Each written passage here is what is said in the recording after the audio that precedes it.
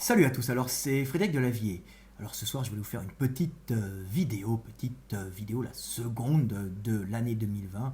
Alors pour bien commencer l'année, je voulais vous parler d'épidémie. Et je voulais pour cela vous lire un petit texte et réfléchir avec vous, comme j'ai réfléchi, comme nous avons discuté sur mes réseaux sociaux, des épidémies, et montrer que les épidémies font partie d'un processus global de régulation de la vie. Alors, je vais commencer cette petite vidéo par vous lire un petit texte que j'ai écrit suite aussi à une émission très intéressante que j'ai vue sur le Moyen-Âge. Alors, c'est une chaîne qui s'appelle Scribe Accroupi, que je vous conseille tous de regarder. Il n'y a pas beaucoup de vues, pourtant c'est extraordinaire. Ce sont des visites privées d'exposition et vous avez les œuvres en grand et vous avez les directeurs de ces expositions qui vous la font visiter et vous pouvez découvrir des choses fascinantes. Et là, il y avait une exposition sur le Moyen-Âge et il parlait justement du Moyen-Âge et des causes des épidémies au Moyen-Âge. Donc c'est une des meilleures émissions que j'ai vues, très simple, très éducative, donc je vous conseille la chaîne, le Scribe Accroupi. Voilà, allez-y, c'est super intéressant. Alors si vous avez un écran géant, vous allez vous éclater parce que vous allez être au cœur des œuvres. Et en même temps, vous allez comprendre l'histoire du monde. Alors, je vais vous lire ce premier petit texte qui s'appelle « Grandes épidémies ». Puis après, je reviendrai là-dessus. Les grandes épidémies ne surviennent pas par hasard. Elles sont le plus souvent liées à une baisse drastique soudaine de l'apport énergétique global dans des populations. Populations ayant au préalable explosé démographiquement en raison d'une amélioration soudaine de leur apport calorique dû à un changement de leur milieu. Les pandémies de peste qui touchèrent l'Europe au Moyen-Âge furent directement en rapport avec des progrès technologiques qui entraînèrent une meilleure exploitation des ressources et la possibilité de voir, par l'apport calorique généré, une explosion des naissances. Explosion démographique qui fut amplifiée par des améliorations du rendement des cultures en rapport avec des réchauffements climatiques liés au cycle cosmique. Ces accroissements de population furent freinés brutalement par l'arrivée de refroidissements climatiques qui firent baisser le rendement des cultures, générant des déséquilibres dans la répartition énergétique entre populations et individus, entraînant des troubles sociaux et des guerres.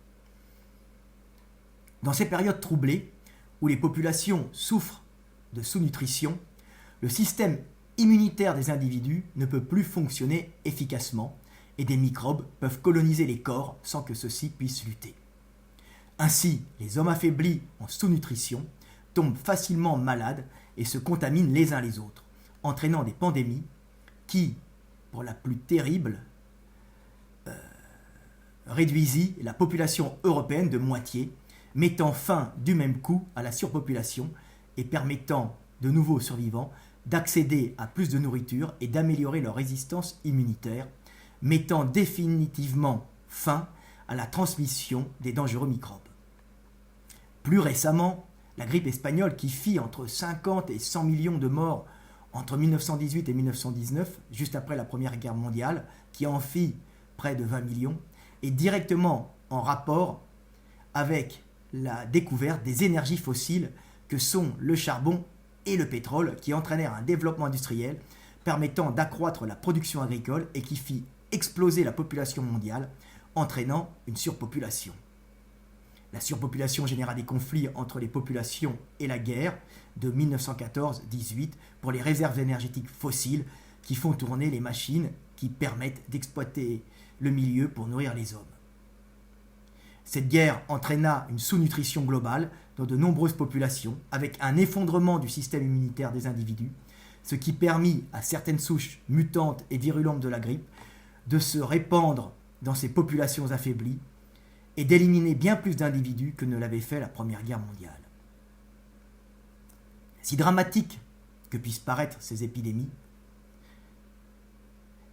elles font en réalité partie du système global d'autorégulation naturelle permettant de réduire les populations quand celles-ci deviennent trop importantes par rapport à l'énergie que peut leur fournir le milieu. Vous voyez bien que les épidémies, en fin de compte, sont des systèmes d'autorégulation qui agissent quand les hommes, affaiblis par un manque énergétique, ne peuvent plus lutter contre des bactéries. Et à ce moment-là, ils meurent. Ils meurent parce qu'ils n'arrivent plus à résister, puisque leur organisme est déjà affaibli. Donc on a pu voir que ces épidémies de peste, alors la plus grande au Moyen-Âge, étaient liées évidemment à des progrès technologiques, mais aussi à un réchauffement climatique rapide d'ordre cosmique, variations dans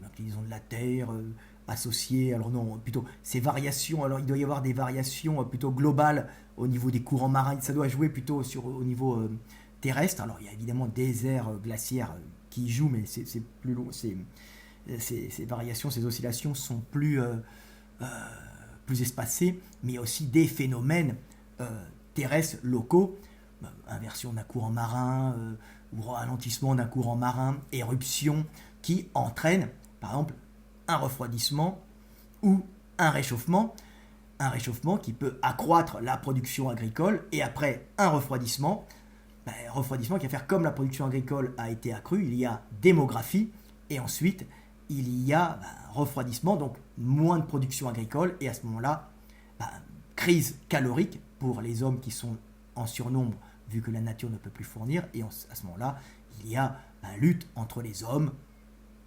guerre, et ensuite sur les organismes affaiblis, épidémie. Parce que les épidémies, bien sûr, ne surviennent la plupart du temps par manque d'hygiène, mais aussi quand les hommes sont mal nourris, sont en dénutrition. La grippe espagnole s'est développée à la fin de la Première Guerre mondiale sur une humanité qui avait subi quand même des restrictions énergétiques dans de nombreuses populations dues au conflit pour l'énergie, pour les énergies fossiles, qui avaient fait cet accroissement démographique énorme, puisque si les hommes sont montés en surpopulation à partir dans les années 1800, 1900, il y a une explosion démographique, c'est tout simplement à cause du charbon qui remplaçait le travail humain, qui permettait d'avoir de meilleurs rendements agricoles, et ensuite, un peu plus tard, à cause du pétrole qui permettait d'avoir un énorme rendement, et puis le gaz aussi, et l'arrivée de l'électricité. Donc tout un ensemble de technologies qui ont permis, alors l'électricité c'était déjà, on l'avait un peu en 14-18, mais on avait surtout, c'était l'arrivée, c'était une guerre aussi pour les premières réserves pétrolières, qui faisaient marcher les automobiles, mais aussi, parce qu'on était aussi à la vapeur, donc au charbon, mais aussi les bateaux qui commençaient à fonctionner au pétrole, et donc il y avait des échanges énergétiques très importants, et les États et nations pouvaient faire des échanges énergétiques avec leur flotte qui marchait au pétrole. Et donc il y a eu des luttes. Et c'est pour ça que cette explosion démographique liée à cette énergie qui permet d'optimiser les rendements agricoles, quand il y a des guerres, on se retrouve avec une surpopulation, moins d'énergie, affaiblissement et pandémie. Donc c'est toujours ce qui arrive. Alors là-dessus, j'avais un gars qui est venu me dire oui, mais c'est pas tout le temps comme ça. Il y a certaines épidémies qui sont créées aujourd'hui pour détruire des groupes ethniques, comme on a pu le voir avec les Amérindiens. Alors qu'il disait que les Amérindiens avaient été détruits volontairement par les Américains. Alors c'est pas du tout ça qui s'est passé, même si ça a vraiment arrangé les colons dans cette conquête de territoire énergétique. Ça a bien arrangé les colons de voir les primo-arrivants d'Amérique mourir face aux maladies. Ce n'est pas eux qui ont réellement détruit les Amérindiens, c'est tout simplement la faute à pas de chance et à la situation géographique du continent américain et à la façon dont s'est peuplé le continent américain, et avec des hommes qui se trouvaient isolés de nombreuses souches pathogènes qui continuaient à sévir dans toute l'Afrique et l'Eurasie avec des échanges et qui permettaient aux hommes de se refiler toute leur merde, mais en même temps de se renforcer au niveau immunitaire par tous ces échanges de microbes, de pathogènes, et en fin de compte de créer des résistances. Et quand ils sont arrivés en Amérique du Nord, ils sont tombés sur des souches humaines qui avaient été isolées du reste du monde et qui étaient d'ailleurs sur un continent qui avait peu de maladies adaptées aux hommes, puisque c'était un continent qui était isolé depuis pas mal de temps du reste des autres continents. Donc il y avait peu de souches microbiennes qui étaient adaptées des animaux, mais aussi aux hommes, alors que quand on est en Afrique ou en Asie ou en Europe, en Afrique, vous avez des souches microbiennes qui sont adaptées aux singes, qui vont dans les puces et qui sont adaptées aux hommes. Hein. Des bactéries, vous avez tout un ensemble de pathogènes, de microbes qui ont plusieurs hôtes et qui passent d'un hôte à l'autre, alors que quand les hommes sont arrivés en Amérique du Sud, il y a à peu près 10 000, 13 000, 15 000, peut-être 17 000 ans, peut-être un peu avant, on est encore en train de rechercher, ils sont arrivés sur un territoire où les animaux étaient des réservoirs à bactéries peut-être, même pathogènes, mais pas adaptés aux hommes, puisqu'ils vivaient plutôt isolés. Donc leurs bactéries n'allaient pas sur les hommes, n'étaient pas adaptées à générer des maladies graves, quelques-unes, mais c'était c'était bien moins fréquent. Ils sont arrivés sur un espèce de paradis bactérien pour eux, puisqu'il n'y avait pas de bactéries vraiment dangereuses pour les hommes, alors que quand un Européen allait en Afrique, il chopait une merde, puisqu'il y a compatibilité, hein. Il y a des bactéries qui peuvent aller, qui vont des hommes, donc les Européens se renforcent, après deviennent plus résistants, quand ils retournent en Afrique, ça va, ça passe mieux. Pareil, il y a des souches microbiennes, des souches bactériennes, qui se développent dans les animaux domestiques, et puis comme on est tout le temps à côté, les hommes les chopent, et puis les grippes, hein, on sait bien que ça passe des volailles aux hommes et aux Asiatiques, et des Asiatiques aux Européens, hein, c'est tout le temps des passages, mais parce qu'il y a une vie en commun, une espèce d'homogénéité de la flore bactérienne qui passe par des crises importantes, des épidémies, mais que les Amérindiens n'avaient pas, donc eux quand c'est arrivé, ça a été l'hécatombe, puisqu'ils avaient un système immunitaire absolument pas adapté aux souches virales, bactériennes, européennes, asiatiques et africaines, alors que Asie, Afrique, Europe, Asie, Afrique, mélangent toute leur merde, et les hommes meurent bien sûr souvent, mais aussi se renforcent, ce qui fait qu'il y a un renforcement permanent, il y a des morts permanents, mais il y a une espèce d'homogénéisation de la résistance de tous ces peuples qui sont plus ou moins en commun par les routes commerciales et les déplacements humains sur ces zones qui sont en contact depuis des millénaires. Alors j'avais répondu à ce jeune garçon en lui disant qu'il se trompait complètement, parce qu'il expliquait par exemple que les Amérindiens du Nord avaient été, il y avait même eu, ils avaient refilé, vous savez, ces histoires des couvertures avec des puces transmettant, je ne me souviens plus quelle maladie, je vais essayer de trouver ça. Je n'arrive pas à trouver. Je recherche. Alors je ne trouve pas, mais je lui avais répondu, et je vais vous lire la réponse. Il disait qu'il y avait eu des...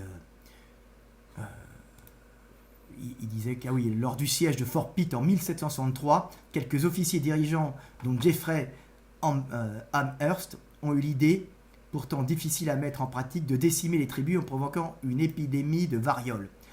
Le capitaine Simon Écuyer décide de son propre chef d'offrir des couvertures infectées à des Delaware. On ignore l'efficacité de ces actes et les critères définissant le génocide. Ils ne sont pas tous réunis. Aucun plan ni aucun ordre d'extermination ne sont venus des autorités. Cependant, comme le note l'histoire, Elisa Merienstrass, allemande sûrement, l'intentionnalité d'une guerre par diffusion d'un agent biologique est attestée autant chez Amherst, le dignitaire, que chez les écuyers, que chez l'écuyer, le subordonné, voilà, à peu près. Donc oui, mais de toute façon, même s'ils l'ont fait et que ça les arrangeait, le sort des Amérindiens était déjà scellé face aux beaux cadeaux que leur apportaient les Européens, hein, puisqu'ils leur ont apporté la variole, la rougeole, la grippe, euh, euh, plein de maladies qui enfin, les ont décimés. Hein. Alors que, par exemple, les Aztèques ont été décimés par une salmonellose importée par les conquistadors. Hein. Ils ont tous crevé, en fin de compte, ils se sont vidés et ils sont morts, une grande partie des Aztèques sont morts par des épidémies terribles venant de salmonellose, auxquelles, bien sûr, visiblement, les conquistadors étaient plutôt habitués, puisque eux, ça leur générait juste une chiasse aiguë, alors que les Aztèques, ils se vidaient complètement et ils en mouraient par déshydratation et après arrêt cardiaque. Hein, l'horreur, quoi. Donc, pas la même résistance aux bactéries. Par contre, ils avaient quelques maladies, mais beaucoup moins virulentes qu'on a rapportées. Hein. Ils nous ont fait un cadeau, c'était la syphilis, hein, qui a été rapportée en Europe, mais étant donné que la syphilis, on en meurt plus doucement, on y résiste quand même, et on peut même se reproduire avec la syphilis, on met des années, des fois on n'en meurt même pas, on meurt d'une autre cause, et de toute façon, ce n'est pas aussi virulent que tous les cadeaux bactériens, microbiens que nous avons faits sans le vouloir, hein, aux Amérindiens. Mais bien sûr, lors du siège de Fort Pitt, ça les a arrangés de filer des couvertures dans laquelle il y avait, je crois, des puces avec la variole, je crois, des trucs comme ça, qui ont décimé les Amérindiens. C'est de la wear. Et de toute façon, ça arrangeait les conquérants, les nouveaux conquérants de l'Amérique, de voir leur concurrence humaine mourir sous l'effet de leurs propres bactéries. Ils n'avaient même plus à s'imposer sur le territoire. Leur présence et les bactéries qu'ils emportaient avec eux suffisaient à décimer les Amérindiens, ce qui, dans cette guerre pour le territoire et la calorie, arrangeait bien les Européens, même si ils n'en ont pas eu conscience. C'est pour ça qu'ils se sont répandus. Il n'y a pas de volonté propre, sauf parfois il y a la faute à pas de chance, qui est due à la façon dont c'est colonisé l'Amérique du Nord. L'Amérique du Nord qui a été colonisée il y a à peu près 10 000 ans par les hommes. Alors il faut savoir que c'était une zone qui est très isolée. Il y avait des petits singes en Amérique du Sud, par exemple, mais c'est des primates qui sont arrivés il y a à peu près 34 millions d'années en Amérique du Sud. Hein. La réunion Amérique du Sud, Amérique du Nord s'est fait il y a à peu près 2,8 millions d'années par l'isthme de Panama. Et de toute façon, l'Amérique en général était relativement isolée, puisque les zones du Nord étaient le plus souvent bloquées soit par une mer quand il y avait des réchauffements climatiques, soit pendant les périodes glaciaires, par de la glace. Et donc, même si la mer descendait, c'était très difficile de passer. Ceci dit, il y a eu des descentes d'arrivée d'animaux. Par exemple, il y a à peu près 15 millions d'années, par le détroit de Bering, sont passées beaucoup d'espèces au cours d'un refroidissement, juste avant le refroidissement maximum. Pas encore trop froid, mais ça commençait à refroidir. Il y a eu par exemple les mastodontes qui sont passés, vous savez, ces gros pachydermes qui colonisaient l'Europe. Donc 15 millions d'années, ils sont arrivés, et puis ils ont colonisé l'Amérique du Nord avant de repasser en Amérique du Sud il y a 2,7 millions d'années, quand ça a été réuni par l'isthme de Panama, je crois. Donc vous voyez, il y a quand même des changements, mais l'Amérique est particulièrement isolée, et il y a eu très peu de passages. Par exemple, les primates, il y avait des espèces marsupiales, il y avait quelques espèces très, on va dire pas primitives, mais adaptées, qui ont eu leur développement à part, hein, comme le Diptodon, hein, qui vient d'Amérique du Sud et qui est repassé au nord pour devenir assez gros. Vous savez, ce gros cuirassé, ces grosses bêtes cuirassées comme un tatou géant. ils avaient des espèces propres, et il y a eu bien sûr des petits rongeurs qui sont arrivés par l'Atlantique sur des radeaux, hein, des petits radeaux artificiels, pas artificiels, faits de branches, donc des petites espèces qui sont arrivées, puis après qui ont grossi, qu'on fait les agoutis, qu'on fait toute une espèce de gros rongeurs qui sont arrivés petits, puis au cours des millions d'années, ils se sont développés, ont pris toutes les niches écologiques et sont devenus de plus en plus gros. Donc on a des très gros rongeurs, comme des agoutis, ou vous savez, ces gros rongeurs qui vivent dans l'eau, je me souviens plus. Moi, c'est assez bon, c'est un goût assez fort, puisque quand j'ai fait de la jungle, on en mangeait. Donc c'est assez intéressant. On a eu des descentes aussi de félins par le nord, mais qui sont bloqués après. Hein. Ces tigres aux dents de sabre, ces smilodons, hein, je crois, c'est ça, américain. J'en ai un derrière moi, vous voyez un peu la dent qui est ici, hop, voilà. Voilà, ça, ce sont quand même des arrivées relativement tardives, alors que les petits singes, eux, étaient arrivés plutôt sur des radeaux, c'était des petites espèces, il y a 34 millions d'années, qui ont donné toutes les espèces de primates américains, on dit platyrrhiniens, c'est-à-dire qu'ils ont des différences, mais au niveau de la face, ils ont les ouvertures ici assez séparées. Hein. Nous, on n'en a qu'une seule. Nous, on est des primates, comment dire, cathariniens.